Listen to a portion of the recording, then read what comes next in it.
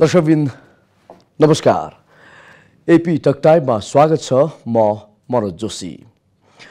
Corona कहरको महामारीबाट प्राय सबै क्षेत्र प्रभावित भएको छ। स्वास्थ्य क्षेत्र पनि यो अवस्थाबाट अछुतो रहन सकेन।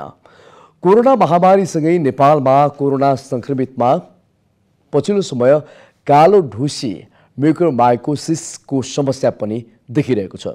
यसलाई हामी सामान्य भाषामा ब्ल्याक फंगस पनि भनेर चिन्ने गर्छौं।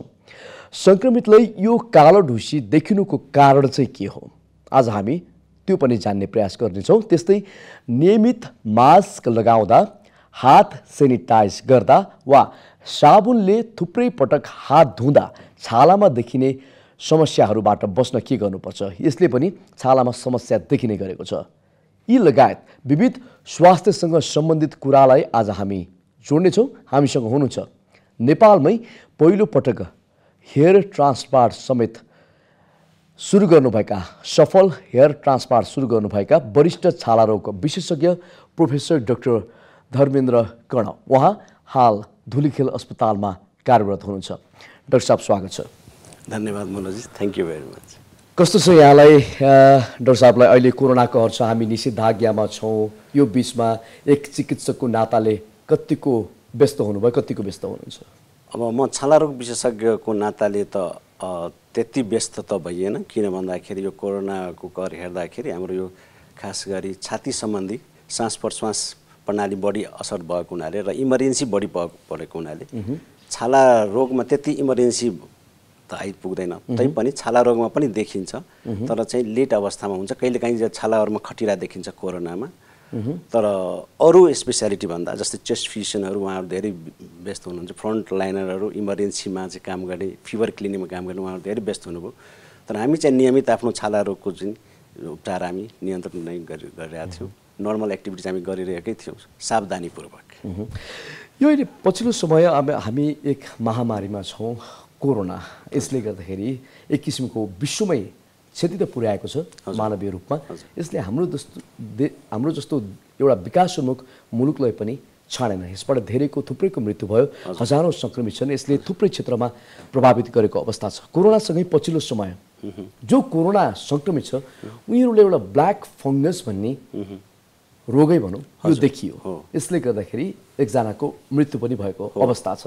यो खासमा ब्ल्याक फंगस, कालो ढुसी बनिएको छ, जुन भारतमा देखियो त्यसपछि नेपालमा देखियो। के हो यो? यो फंगस भनेको हाम्रो डेभलपिङ कन्ट्रीमा, विकासोन्मुख देशहरूमा चाहिँ पहिलादेखि नै थियो, नहुने होइन। तर अहिले पहिलो वेभभन्दा सेकेन्ड वेभमा चाहिँ बढी देखियो। किन भन्दाखेरि फर्स्ट वेभमा चाहिँ हामीले कोरोनाको उपचार के हो हामीले थाहै थिएन। हिट एन्ड ट्रायल हुँदै गयो। पछि सेकेन्ड वेभमा के हो भन्दाखेरि कोरोना चाहिँ कसलाई बढी प्रभावित हुने रहेछ र कोरोनाको उपचारमा चाहिँ स्टेरोइड चाहिँ लङ टर्म खानुपर्ने हुन्छ। अब कोरोना कसलाई बढी सताउँछ त? ओल्ड एज, डेबिलिटेड पेसेन्ट वा डायबिटिज जसको प्रतिरोधात्मक, यस्तो बिरामी जसको प्रतिरोधक क्षमता कम छ अरू मान्छेभन्दा, लङ टर्म स्टेरोइड खानुभएको छ, त्यस्तै अङ्ग प्रत्यारोपण गर्नुभएको छ, जस्तै किडनीको बिरामी, क्यान्सरको बिरामी, उहाँहरूले चाहिँ औषधिहरू खानुहुन्छ। त्यसले गर्दा पनि शरीरको प्रतिरोधात्मक क्षमता चाहिँ कम हुन्छ। त्यस्तो व्यक्तिहरूमा चाहिँ बढी देखिन्छ। तर पहिलोमा देखिएन। किन भन्दाखेरि त्यति बेला स्टेरोइड युज गर्ने चलनै भएन। सेकेन्ड वेभमा के भयो भन्दाखेरि स्टेरोइड चाहिँ यो प्रोटोकलमै देखिएको थियो। अब इन्डियामा देखियो, नेपालमा पनि देखियो। पछि चाहिँ यो सेकेन्ड वेभको बिचतिर आउँदाखेरि ओभर इन्थोजियास्टिक युज अफ स्टेरोइड पनि भयो। भन्नाले जुन इन्डिकेसन दिएको थियो त्योभन्दा पहिला नै सुरु गर्ने, लामो समय खाने, बिरामीहरू चाहिँ अस्पतालमा वा डाक्टरलाई सल्लाह नलिकन आफै पनि खाने भने चाहिँ त्यसले गर्दा पनि शरीरको प्रतिरोधक क्षमतालाई कम गर्छ। अनि फंगस चाहिँ हाम्रो शरीरमा भएको फंगस चाहिँ बढी ग्रोथ हुन्छ। अब यो ब्ल्याक फंगस भनेको यसलाई मेडिकल भाषामा म्युकोरमाइकोसिस भन्छौँ। पहिला पनि थियो जाइगोमाइकोसिस भनेर। म्युकोरमाइकोसिस भनेको यो चाहिँ कहाँ उपलब्ध हुन्छ, कहाँ ग्रोथ गर्छ त भन्दाखेरि सडेको गलेको सागपात फलफुलहरू जहाँ हुन्छ भन्नाले हामी जहाँ यो काठमाडौँको परिप्रेक्ष्यमा भन्यो भने जहाँ फर्मुला हामी फाल्छौँ नि त्यस्तो ठाउँमा चाहिँ बढी ग्रो गर्ने। भनेपछि यो मानिसको शरीरमा मात्र हैन, शरीरको मात्र यो चाहिँ इन्भाइरोमेन्ट तरकारी देखि लिएर यो कृषकहरूले लगाउने बालीमा समेत यो फंगस देखिन्छ। ठ्याक्कै यही नै हो। हो तर यो इन्भाइरोमेन्टमा पाउने हो, माटोमा पाउने हो। तर कसलाई बढी असर गर्छ त जसको प्रतिरोधात्मक क्षमता चाहिँ कम छ। अब यो भन्यो भने हामी हेल्दी 2-3 जना चाहिँ यहाँ 4 जना छौँ स्टुडियोमा, हामीलाई केही असर गर्दैन। तर यदि हामीमध्ये कसैको प्रतिरोधात्मक क्षमता कम छ भने त्यो फंगस चाहिँ हामीले असर गर्न सक्छ। तर कसलाई असर गर्छ, कुन रूपमा असर गर्छ त्यो भन्न सकिँदैन। अब भनौँ न अहिले फंगसको लागि चाहिँ यसले मनपर्ने कस्तो अवस्थाहरू हो? ओसिलोपना एकदम मनपर्छ कुनै पनि फंगसलाई। ब्ल्याक फंगस होस् वा छालामा देखिने फंगस होस्, ओसिलोपना। अब हाम्रो नियमित रूपमा छालामा देखिएको फंगसहरूमा चाहिँ यहाँ फंगस पर्यो भने, हाम्रो छालामा पर्यो भने त्यो फंगस बाँच्न सक्दैन, किन हाम्रो शरीरमा भएको डिफेन्स मेकानिजम प्रतिरोधात्मक क्षमताले त्यसलाई चाहिँ नष्ट गरिदिन्छ, भित्र छिर्नै दिँदैन। तर जसको इम्युनो कम्प्रोमाइज स्ट्याटस हुन्छ, प्रतिरोधात्मक क्षमता कम हुन्छ, उहाँले बढी देखिन्छ। यो अहिले देखिएको जुन फंगस छ नि कोरोना संक्रमितलाई, यो फंगस चाहिँ कस्तो प्रकारको फंगस हो र मानिसको शरीरको कुन चाहिँ भागमा यो देखिने गर्छ र यसले असर गर्छ? अहिले चाहिँ देखिएको चाहिँ अब यो फंगस म्युकोरमाइकोसिस हाम्रो शरीरमा चाहिँ प्रवेश गर्ने द्वार भनेको 3टा हो खास गरी। एउटा चाहिँ नाकबाट, मुखबाट, छालाबाट। नाकबाट प्रवेश गर्दाखेरि देखिने भनेको राइनोस सेरेब्रल भनेको नाक र मस्तिष्कमा प्रवेश गर्छ। मुखबाट प्रवेश गर्यो भने हाम्रो आन्द्रा पाचन प्रक्रियालाई असर गर्छ। छालामा देखियो भने छालाले असर गर्छ। अब नाकबाट प्रवेश गर्यो भने राइनो सेरेब्रल भनेको जस्तै शरीर अनुहारको एकातिर आँखा सुनिने, एकातिर गाला सुनिने, अनि इन्सेफलाइटिसको पिक्चर्सहरू देखिन्छ, मस्तिष्क ज्वरोको पिक्चर्सहरू देखिन्छ, बेहोस हुने, टाउको दुख्ने त्यस्तो हुनसक्छ। त्यस्तै यो आन्द्रातिरको भयो भने आन्द्रा सम्बन्धी लक्षणहरू, यो पखाला लाग्ने, कन्स्टिपेसन हुने, रगत बग्ने त्यस्तो हुनसक्छ। छालामा देखियो भने यो छालामा चाहिँ एकदम कुहिएको घाउ जस्तो देखिन्छ।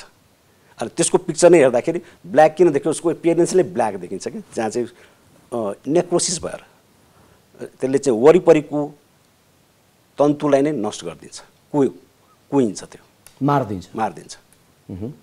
जस्तो यहाँले भन्नुभयो कि फलफुल तरकारी सागसब्जीहरूमा नि यो फंगस पहिलादेखि देखिएको हो, अहिले चाहिँ ब्ल्याक फंगस भनेर जुन कोरोना आइसकेपछि यो चाहिँ धेरै ठाउँमा चाहिँ यसको प्रचार भयो, बढी मात्रामा चर्चा भयो, त्यही कारणले थाहा पाइयो भन्ने कुरा गर्नुभयो।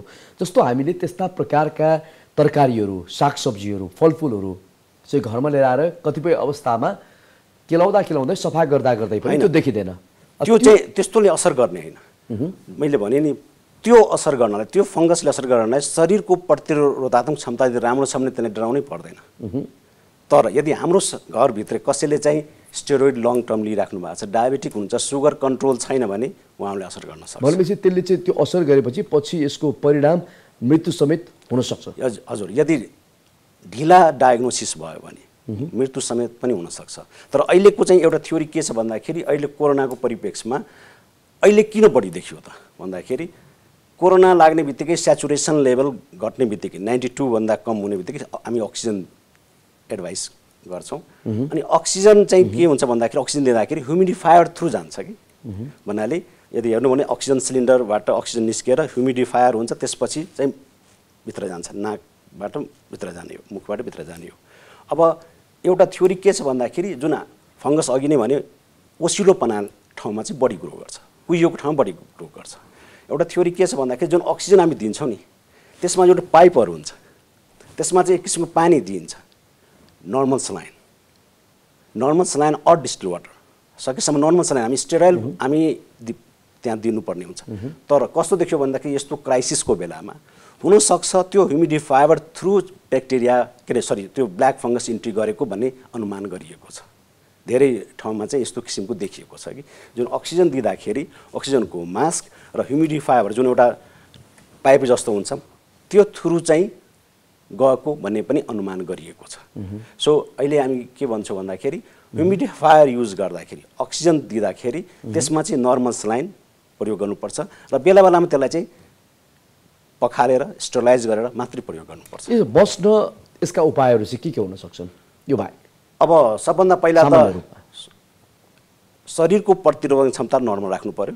लङ टर्म स्टेरोइड चाहिँ खानु भएन, आफै डक्टरको सुपरभिजनमा खानु पर्यो। र मैले भने अब प्रतिरोधक क्षमता नियन्त्रण गर्नको लागि हेर्नको लागि हामीले ब्लड काउन्ट हेर्नु पर्यो। जस्तै WBC न्युट्रोपेनिया छ भने उहाँले बढी असर गर्छ, सुगर हाई छ भने बढी काम गर्छ, बढी यसले इन्फेक्सन गर्छ। तर हाम्रो शरीरको बडीको सिस्टम छ त्यो चाहिँ नियन्त्रणमा हुनु पर्यो, नर्मल हुनु पर्यो।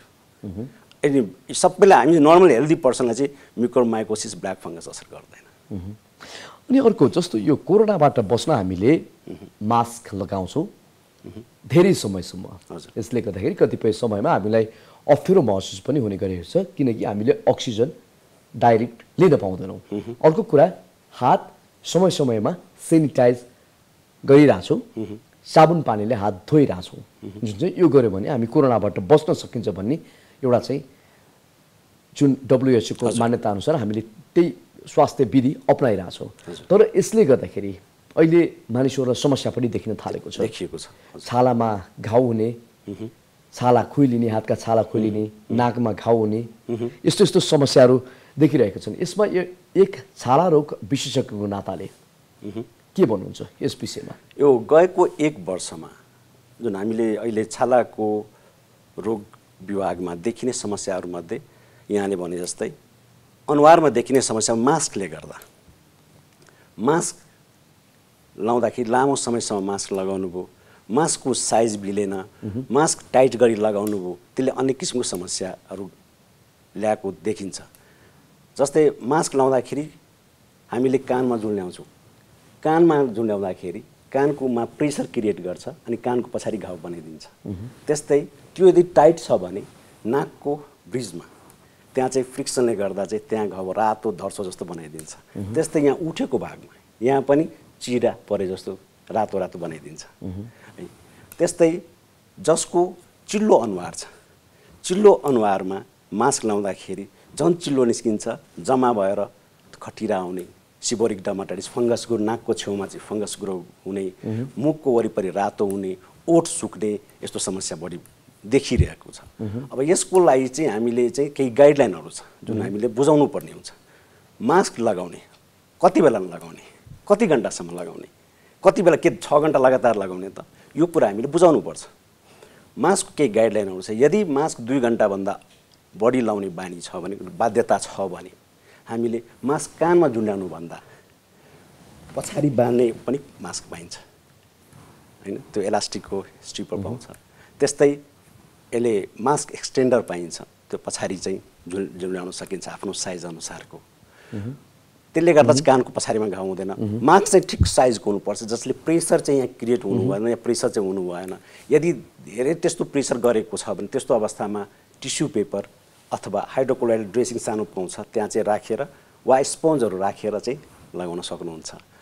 अर्को कुरा चाहिँ मास्क लाउनु छ भने हामी के गर्छौँ, कस्मेटिक पहिला लगाउँछौँ, मेकअप गर्छौँ, त्यसपछि मास्क लाउँछौँ। त्यस्तो कहिले गर्नु हुँदैन। यदि मास्क यदि घन्टौँसम्म लगाउनु छ भने चिल्लो कस्मेटिकको प्रयोग नगरौँ, साधारण मोइस्चराइजर लगाउनु, सनस्क्रिन लगाउनु र क्रिमहरू लगाइसकेको एटलिस्ट 15 मिनटपछि मास्क लगाउन सकिन्छ। आइडिया भनेको त्यो क्रिमहरू सुक्न दिनुपर्छ। चिल्लो फेसमा यदि मास्क लगाउनु भने त्यो गुम्सिएर फेरि झन् चिल्लो क्रिएट गर्छ, त्यसले झन् लाउँछ। अनि डन्डी फोड छ भने त्यो डन्डी फोड पनि बढ्छ। त्यही भएर त्यस्तो व्यक्तिलाई हामी के भन्छौँ, ह्यान्ड्स फेस वास पनि नगर्ने, क्लिन्जर पनि सकेसम्म प्रयोग नगर्ने, पानीले मुख धुने, चिल्लो नभएको मोइस्चराइजर प्रयोग गर्ने, सनस्क्रिन प्रयोग गर्ने, सकेसम्म मेकअप प्रयोग नगर्ने, मास्क लगाउने। अनि मास्क कति घन्टासम्म लगाउने त? नर्मली हामी कति घन्टासम्म लगाउने? अब नर्मली हामी के भन्छौँ भन्दाखेरि 2 to 4 आवर्स। यदि साह्रै पब्लिक प्लेसमा हुनुहुन्छ भने 4 आवर्सभन्दा बढी कन्टिन्यू लाउनु हुँदैन। जस्तो सुकै बिजी ठाउँमा हुनुहुन्छ भने बाथरुममा गएर पनि छुट्टै एकान्तमा गएर पनि मास्क रिलिज गर्नुहोस्।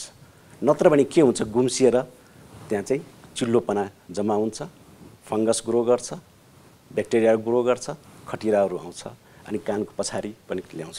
त्यही भएर चाहिँ 2 घन्टा वादेखि 4 घन्टाको फरकमा नर्मली यदि सकिन्छ भने 2 घन्टामा, नत्र भने 4 घन्टामा एकान्तमा गएर रिलिज गर्नु पर्यो, मास्क खोल्नु पर्यो। र मास्क खोल्दाखेरि प्रत्येकपल्ट हात धुनु पर्यो पहिला अथवा सेनिटाइजर प्रयोग गर्ने अनि मात्रै टच गर्ने। खोलिसकेपछि फेरि हात सेनिटाइज गर्नुपर्छ अनि फेरि पानी सानी खानु पर्यो। अनि ओठ सुकिरहेको हुन्छ, बिचरा यो लामो समयसम्म खास गरी स्वास्थ्यकर्मी हामीहरूलाई त घन्टौँ लाउनु पर्ने हुन्छ, ओठ सुकिरहेको हुन्छ। त्यस्तो अवस्थामा फेरि अब पेट्रोलियम जेली लगाउने, मोइस्चराइजर लगाउने, 15 मिनट पछि चाहिँ फेरि लगाउँदा हुन्छ। जस्तो यो सेनिटाइजर अथवा साबुनले हामीले बारम्बार हात धुने गर्छौँ नि, कतै गयो आयो हात धोयो, कसैलाई छोयो हामीले हात धोयो, यसले गर्दाखेरि समस्याहरू पनि सृजना भएका छन्। हो हो, यसमा म एकदम राम्रो क्वेसन सोध्नु मनोजी। यसमा चाहिँ बुझ्नुपर्ने कुरा के हुँदा हामी अब अहिले त पो हात धुनुपर्छ, ह्यान्ड सेनिटाइजर प्रयोग गर्नुपर्छ भन्ने कन्सेप्ट आयो, तर यो कन्सेप्ट पहिलादेखि थियो। हाम्रो बानी कस्तो छ भन्दाखेरि जतिलाई छालाले धोयो त्यति राम्रो हुन्छ भन्ने कन्सेप्ट छ। अझै पनि जति मुख धोयो, जति फेस वास युज गर्यो, जति क्लिन्जर युज गर्यो त्यति राम्रो हुन्छ भन्ने टोटली रङ हो। त्यो बुझ्नुपर्छ। के हुन्छ भन्दाखेरि हाम्रो शरीरको छालाको माथिल्लो भागमा एक किसिमको प्रोटिनको लेयर हुन्छ, एक किसिमको चिल्लोको लेयर हुन्छ। त्यो प्रोटिन र चिल्लोपनाको लेयरले के गर्छ त हाम्रो छालालाई जोगाएको हुन्छ, प्रोटेक्सन मेकानिजम हो, बेरियर लेयर हो त्यो। अनि जति धुनुभयो, जति सेनिटाइजर युज गर्नुभयो, त्यो छालाको प्रोटिनको लेयर, त्यो चिल्लोपनाको लेयर नष्ट हुँदै जान्छ। नष्ट हुँदै गएपछि के हुन्छ त भन्दाखेरि क्र्याक भनेको जस्तै पर्खालमा चिरा पर्छ नि, त्यस्तै चिरा पर्छ। अनि त्यो चिरा परिसकेपछि हामी फेरि साबुन प्रयोग गर्छौँ, सेनिटाइजर प्रयोग गऱ्यो भने त्यो चिराबाट भित्र जान्छ केमिकल्सहरू, अनि त्यसले के गर्छ त एलर्जीको रूप लिन्छ। एलर्जीको रूप भएपछि के हुन्छ त कनाउन थाल्छ, बर्निङ सिजन हुन्छ, खटिराहरू आउन थाल्छ, चिरा पर्छ। अनि धेरै कनाउँदै जानुभयो भने झन् कहिलेकाहीँ घाउ नै हुन्छ, दाग बस्न सक्छ। त्यही भएर यसको केही गाइडलाइनहरू छ, गाइडलाइन फलो गर्नुपर्छ। हात कति बेला धुने, सेनिटाइजर कति बेला प्रयोग गर्ने। यदि गार्डन, किचन र टोयलेटबाट फर्किनु भएको छ भने, काम गरेर फर्किनु भएको छ भने हात धुनु पर्यो साबुनले। तर अफिस बेसिसमा जहाँ साबुन हुँदैन, पानी हुँदैन, सबै पर्याप्त पानी हुँदैन, त्यस्तो अवस्थामा सेनिटाइजर प्रयोग गर्ने। सेनिटाइजर कस्तो प्रयोग गर्ने, कसरी प्रयोग गर्ने, अब सर्टेन गाइडलाइनहरू छ सेनिटाइजरको। त्यसमा क्वालिटी हुनुपर्छ। अब सेनिटाइजर भन्ने बित्तिकै अल्कोहल हुनुपर्छ। अल्कोहल मात्रै भएर होइन, त्यो त अल्कोहल भनेको एन्टिसेप्टिक भयो त। यो अहिले बजारमा पाइने सेनिटाइजर हामीले प्रयोग गरिरहेका छौँ कतिपय अवस्थामा, कतिपय डुप्लिकेट पनि आयो त प्रशासनले पक्राउ पनि गरेको छ। यो अहिले तपाईँलाई कस्तो लाग्छ, बजारमा बेचिरहेको सेनिटाइजरहरू जति पनि बिक्री वितरण भइरहेका छन्, यी सबै राम्रा छन्? डेफिनेटली छैन। WHO ले केही एउटा मापदण्ड बनाएको छ, कम्पोजिसन के हुनुपर्छ। जस्तै अल्कोहल हुनु पर्यो 96 to 98%, त्यसमा हाइड्रोजन पेरोक्साइड हुनु पर्यो, त्यसमा ग्लिसरोल भने ग्लिसरिन हुनु पर्यो, अनि त्यसलाई चाहिँ डिस्टिल्ड वाटर वा स्टेराइल पानीमा मिसाएर बनाएको हुनु पर्यो। तर यदि हेर्नुभयो भने कम्पोजिसनै लेखेको हुँदैन। अब यस्तो सेनिटाइजर छ कि जुन चाहिँ हातमा प्रयोग गर्ने बित्तिकै पोल्छ हात, यसको अर्थ के त त्यसमा चाहिँ ग्लिसरोल छैन। सेनिटाइजर भन्ने बित्तिकै ह्यान्ड सेनिटाइजर बित्तिकै त्यसमा चाहिँ मोइस्चराइजर हुनुपर्छ। मैले अघि नै भने सेनिटाइजर मात्रै प्रयोग गरेर हुँदैन, त्यसमा चाहिँ मोइस्चराइजरको मात्रा अघि यो भन्ने छालाको लेयरलाई चाहिँ नष्ट गरिदिन्छ। यदि मोइस्चराइजर छैन भने माथिको छालाको लेयर नष्ट गरिदिन्छ, जुन चाहिँ अघि भने प्रोटिन र चिल्लोपनाको लेयर हुन्छ, त्यसलाई नष्ट गरिदिन्छ। यदि सेनिटाइजरमा मोइस्चराइजर युक्त छ भने त्यसमा चाहिँ ड्यामेज गर्दैन। अनि सेनिटाइजर युज गर्ने पर्याप्त मात्रामा, अनि सेनिटाइजरलाई यसरी रब गरेर हामीले हातमा अनि दुवैतिर हातमा नसुकुन्जेलसम्म चाहिँ मसाज गरिराख्नुपर्छ, रब गरिराख्नुपर्छ। हामी प्रायः जस्तो के गर्छौँ, सेनिटाइजर प्रयोग गऱ्यो सक्यो। नो, हामीले सेनिटाइजर खरिद गर्दाखेरि के हेर्नुपर्छ? सेनिटाइजरको कम्पोजिसन हेर्नु पर्यो, जस्तो भन्नाले अब त्यस मैले अघि नै भने नि इथेनोल मोर देन 60% हुनु पर्यो, त्यो लेखेको हुनु पर्यो। हाइड्रोजन पेरोक्साइड हुनु पर्यो, ग्लिसरोल हुनु पर्यो है। अब केही टेस्टहरू छ जुन हामी गर्न सक्छौँ हैन, जस्तै हामीले बल पेनले लेखौँ अनि सेनिटाइजर खास अल्कोहलको कन्सन्ट्रेसन छ कि छैन त्यो हामी थाहा पाउन सक्छौँ। बल पेनले जहाँ लेख्यौँ बल पेनले त्यहाँ चाहिँ 1-2 थोपा सेनिटाइजर राख्नु। यदि बल पेनले लेखेको त्यो चाहिँ इङ्क चाहिँ मेटियो भने इट मिन्स अल्कोहलको मात्रा पर्याप्त छ है। एउटा हामीले किन्दै हामीले जहाँ पनि गर्न सक्छौँ है। त्यस्तै चाहिँ अब किनिसकेपछि एउटामा चाहिँ पानी राख्नु, एउटामा सेनिटाइजर राख्नु। हेयर ड्रायर हुन्छ नि, ब्लोअर हुन्छ नि, त्यसले चाहिँ गर्नु। पानी चाहिँ रहिरहन्छ, सेनिटाइजर उड्छ। त्यो सेनिटाइजर राम्रो उड्यो भने अल्कोहल बेस अल्कोहलको एडिक्वेट छ भने बुझिन्छ। तर त्यो चाहिँ एक्ज्याक्ट टेस्ट होइन। यसको लागि चाहिँ खास अब ल्याबोरेटरी छ हामीसँग, डिडिए औषधि व्यवस्थापन विभाग डिडिए छ, उहाँले चाहिँ केमिकल क्रोमेटोग्राफीबाट चाहिँ चेक गर्नुहुन्छ।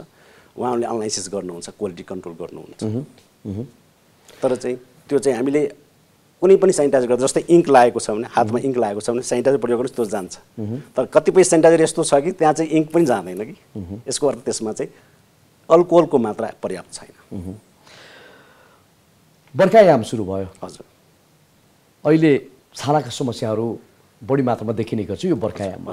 यहाँले कस्ता कस्ता समस्याहरू अहिले भोग्नु परिरहेको छ छालाको समस्याहरू, र यसको न्यूनीकरणको लागि के गर्नुपर्छ होला? यसलाई चाहिँ यो रोग नलागोस् भन्नको लागि हामीले पहिले सचेतना अपनाउनको लागि चिकित्सकको नाताले के सल्लाह दिन चाहनुहुन्छ?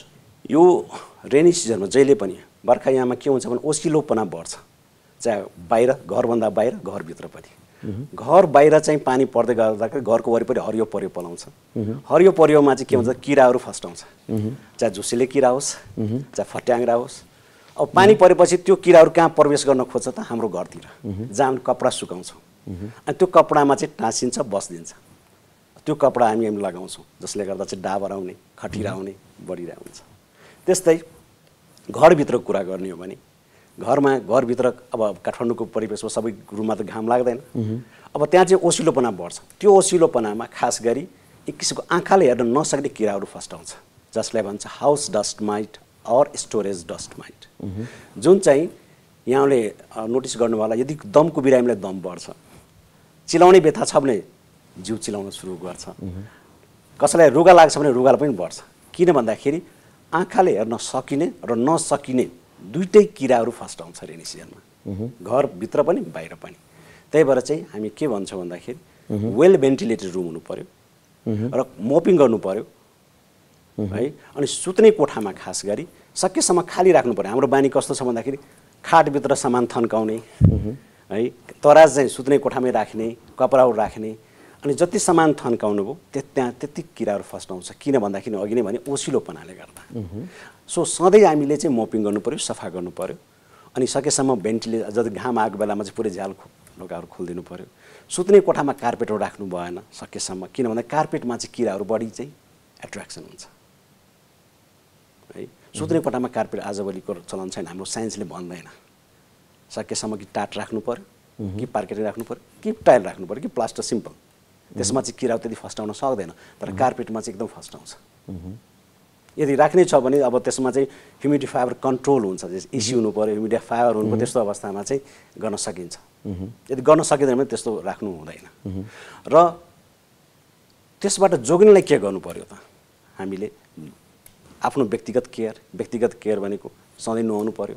नुहाइसकेपछि पहिला छालालाई सुक्खा बनाउनु पर्यो। हामी के गर्छौँ, हतार हतारमा बाथरुममै तुरुन्तै कपडा लगाइदिन्छौँ। त्यस्तो गर्नु हुँदैन। एक त यत्तिकै वातावरण ओसिलोपना छ, हाई ह्युमिडिटी, तुरुन्तै कपडा लगाइदिन्छौँ। अनि त्यो ओसिलोपनामा के हुन्छ त? फङ्गस ग्रो गर्छ। अघि भने जस्तै फङ्गसले रुचाउनु भनेको ओसिलोपना हो। अनि काँचमा, खुट्टामा, काफमा पानी जमिएकै हुन्छ, ओसिलोपना रहेछ, त्यहाँ चाहिँ फङ्गस ग्रो हुन्छ। शरीरलाई सुक्न दिनु पर्यो, ड्राई हुन दिनु पर्यो। हो, त्यही भएर चाहिँ बाथरुममा हुने बित्तिकै तुरुन्तै कपडा लाउनु भएन। बरु चाहिँ आजभोलि गाउन पाउँछ, वा टावेल बेर्नुहोस् होइन, बाथिङ गाउन पाउँछ, त्यो ल्याएर सुक्खा बनाइसकेपछि खुकुलो लुगा लाउनु पर्यो, पोरस कपडा लाउनु पर्यो, कटनको लाउनु पर्यो। हामी के गर्छौँ, यस्तो गर्मी भइरहेछ, जिन्स प्यान्ट लगाइदिने, टाइटन फिटिङ कपडा लगाइदिने, जसले गर्दा के हुन्छ, झन् गुम्सिएर फङ्गस ग्रो गर्छ। डाक्टर साहब, अब हामी कार्यक्रमको लगभग अन्तिममा आइसकेका छौँ। यहाँ त नेपालमा पहिलो पटक हेयर ट्रान्सप्लान्ट र लेजरिङको सफल सुरुवात गर्ने धुलिखेलमा हजुर पहिलो डाक्टर पनि हुनुहुन्छ। यो अहिले नेपालमा हेयर ट्रान्सप्लान्टको अवस्था के छ? अहिले चाहिँ धेरै राम्रो छ। म जति बेला 2014मा म ट्रेनिङ लिएर आएँ इजरायलबाट, त्यति बेला त कति पनि थिएन। म मात्रै सुरुवात गरेँ। त्यो त्यति बेला मिडियामा पनि थुप्रै आएको थियो। अनि मैले सुरुवात गर्नलाई यो खास एकदम टिडियस वर्क हो। एकजनाको यहाँले उपचार गर्नुभएको थियो नि, जो शरीरभरि रौँ लिएको, त्यसको अलिकति चाहिँ भनिदिनुहोस् न, कस्तो व्यक्ति? उहाँ त दोलखाको हुनुहुन्थ्यो, बुढाथोकी फ्यामिली। अब त्यो कन्जेनाइटल हाइपरट्राइकोसिस ल्यानुनोसा भन्छ, त्यो चाहिँ वंशानुगत जिनबाट। महिला हुनुहुन्थ्यो उहाँ? महिला र बच्चाहरूमा पनि थियो, छोरी छोराहरूमा सबैमा थियो।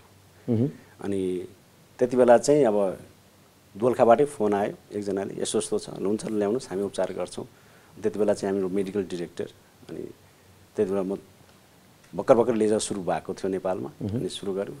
अनि राम्रो भयो उहाँहरूको। त्यो हेयर रिमुभल लेजर हो, त्यो चाहिँ कस्तो एकचोटिमा जाँदैन, त्यो पटक गर्नुपर्छ, टचअप बेला बेलामा चाहिरहन्छ। उहाँहरू अहिले चाहिँ स्वस्थ हुनुहुन्छ र हेयर ट्रान्सप्लान्ट चाहिँ 2014 मा गर्दाखेरि हामीले चाहिँ अब म मात्रै ट्रेनिङ लिएर आएँ तर मलाई टिम बनाउनलाई 6 महिना लाग्यो किन भन्दाखेरि यो चाहिँ के भन्दा टिमहरुको अब बिहानदेखि सुरु गर्दाखेरि बेलुका हुन्छ अब तालुपना कहिलेकाहीँ निधारदेखि पछाडीसम्म हुन्छ यो 12 देखि 15 घण्टाको प्रोसिजर हो त्यसमा चाहिँ टिम चाहिन्छ टिम बनाउनले मलाई 6 महिना लाग्यो र अहिलेसम्म गर्दाखेरि हामी अब सफल यसका असरहरू चाहिँ के हुन्छ यसले असर हेयर गर्छ कि ट्रान्सप्लान्टमा असरहरू के पनि अहिलेसम्म त हजारौँ म गरिसकेँ त्यसमा चाहिँ अहिलेसम्म नकारात्मक असर मैले केही पनि देखेको छैन अहिलेसम्म किन भन्दाखेरि के गर्नु हुँदैन द्याट्स भेरी इम्पोर्टेन्ट अहिले चाहिँ कस्तो भएको छ भन्दाखेरि मेहनत गरेर पढेर तालिम लिएर गऱ्यो भने के पनि कम्युनिकेसन हुँदैन है त्यही भएर चाहिँ एकाडेमिक सेन्टर राम्रो हातबाट बुझेको गरेको मान्छेले गर्यो भने के पनि हुँदैन किन भन्दाखेरि यो त साइन्स हो नि अब गर्नुमा त ल आउनुहोस् तपाईँको म गरिदिन्छु भनेर हुँदैन यसमा चाहिँ के गर्नुहुन्छ जस्तै गर्नुभन्दा अगाडि के गर्नु हामी स्क्रिनिङ गर्नुपर्ने हो सबै जाँच हामी गर्छौँ त्यहाँ कपालको क्वालिटी कस्तो छ त्यो मेसिनले हेर्छौँ अनि त्यो गरिसकेपछि हामीले गर्दाखेरि हामीले जुन एनेस्थेसिया दिन्छौँ मोनिटरिङ गरेर हुन्छौँ त्यो सबै कुरा हेरेर हामी गर्दाखेरि के पनि हुँदैन शरीरको अनावश्यक रोगहरूलाई कसरी हटाउने त्यसको लागि त हेयर रिमुभल लेजर हुन्छ अब लेजर एउटा प्रविधि हो तर अहिलेको सबभन्दा राम्रो प्रविधि हो हेयर रिमुभल हो लेजरबाट अब लेजरबाट गर्ने बित्तिकै के हुन्छ भन्दाखेरि कालो रौँ मात्रै जाने हो सेतो रौँ चाहिँ हेयर रिमुभल चाहिँ लेजरबाट हुँदैन त्यसको लागि हामी इपिलेक्टर अर इलेक्ट्रोलाइसिस हामी गर्छौँ सरकारले हजुर अन्य रोगलाई जसरी छाला रोगलाई प्राथमिकतामा राखेको छ या छैन छोटोमा उत्तर दिनुहोस् छैन छैन किन भन्दाखेरि अब यो नेपालमा मात्र हैन कतै पनि यो इमर्जेन्सीमा पर्दैन र हामी डेभलपिङ कन्ट्रीहरुमा चाहिँ अब खास गरी वी आर स्ट्रगलिङ अब लाइफ थ्रेटनिङ कन्डिसनबाट त जोगिन गाह्रो भइरहेछ हामीलाई र जस्तै कोरोनाकै कहरमा पनि गाह्रो छ भने छाला रोगलाई प्रायोरिटीमा राख्न चाहिँ अब त्यति गाइडलाइनहरु फोकस चाहिँ आएको छैन राख्नुपर्ने होइन राख्नुपर्ने हो अब बिस्तारै बिस्तारै राख्नुहुन्छ होला कि पहिला जस्तो छैन तर बिस्तारै बिस्तारै राख्नुहुन्छ होला अहिले त्यही भएर चाहिँ छाला रोगको चाहिँ फेसिलिटिज हेर्नु भने गभर्नमेन्ट भन्दा पनि प्राइभेट सेक्टर संसारको जहाँ पनि गभर्नमेन्ट सेक्टर भन्दा पनि प्राइभेट सेक्टरमा चाहिँ फर्स्ट आएको हुन्छ किन भन्दाखेरि यो कस्मेटिक र एस्थेटिक पार्टमा मानिन्छ अन्तिममा डाक्टर साहबले हाम्रा टेलिभिजन हेरेर बसिरहनु भएका दर्शकलाई के भन्न चाहनुहुन्छ डेफिनेटली छालालाई स्याहार गर्नको लागि यो बर्खायाममा चाहिँ मैले अघि पनि भने सफा राख्नु पर्यो सधैँ नुहाउनु पर्यो पुछेर फेरि मोइस्चराइजर वा बडी ओइल लाउनु पर्यो अनि धेरै साबुन प्रयोग गर्दैमा फेस वास युज गर्दैमा अनुहार टल्किने छाला राम्रो हुने त्यस्तो होइन छालालाई चाहिँ मोइस्चराइजर युक्त बनाउनु पर्यो सनस्क्रिन प्रयोग गर्नु पर्यो बेला बेलामा र कुनै खटिराहरू दागहरू छ भने नजिकको छाला रोग विशेषज्ञले सम्पर्क गर्नुभयो भने कुनै समस्याहरू दाग खटिरा हुन दिँदैन र निको पनि हुन्छ हस् डाक्टर साहब यहाँसम्म आएर आफ्ना महत्त्वपूर्ण भनाइ राख्दिनु भयो त्यसको लागि यहाँलाई धेरै धेरै धन्यवाद थ्याङ्क यू मनोज सर यहाँ बोलाउनु भयो अवसर दिनुभयो थ्याङ्क यू भेरी मच दर्शकवृन्द आज हामीले कुराकानी गऱ्यौँ कोरोना सङ्क्रमितमा पछिल्लो समय देखिन थालेको ब्ल्याक फङ्गस यो ब्ल्याक फङ्गस के हो र यसबाट मुक्त हुनको लागि यसबाट जोगिनको लागि हामीले के गर्नुपर्छ कुन उमेर समूहका व्यक्तिले विशेष सतर्कता अपनाउनुपर्छ त्यस्तै अहिले पछिल्लो समय बर्खायाम सुरु भइसकेको छ बर्खायाममा छालामा देखिने विभिन्न रोगहरूबाट बच्नको लागि के गर्नुपर्छ हामीले मास्क लगाउँदा कोरोनाको समयमा सेनिटाइजर धेरै प्रयोग गर्दा साबुन प्रयोग गर्दा हुनसक्ने सम्भावित छालाका रोगहरूबाट बच्नको लागि के गर्न सकिन्छ लगायत विविध स्वास्थ्य समस्यामा देखिएका विविध कुराहरूलाई हामीले जोड्ने मौका पायौँ हामीसँग हुनुहुन्थ्यो प्रोफेसर डाक्टर धर्मेन्द्र कर्ण उहाँ वरिष्ठ छाला रोग विशेषज्ञ हुनुहुन्छ र हाल उहाँ धुलिखेल अस्पतालमा कार्यरत हुनुहुन्छ एपी1 हेर्दै गर्नुहोला नमस्कार